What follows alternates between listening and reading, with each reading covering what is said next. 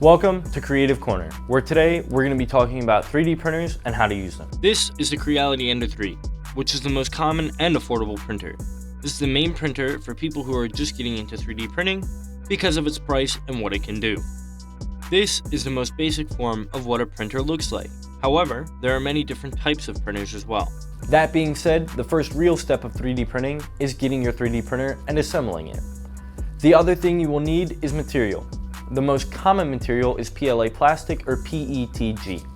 Now that you have everything ready to go, it's time to find and prep the print you want to make. For this print, I'll be making Gimli from Lord of the Rings. Once you have your file, bring it into Cura and slice it. Once it's sliced and saved to a USB, take your USB to your printer and prepare to print. Make sure everything is ready to go and set your print to start printing.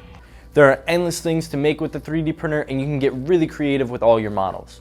However, they are also machines and sometimes require a bit of tinkering.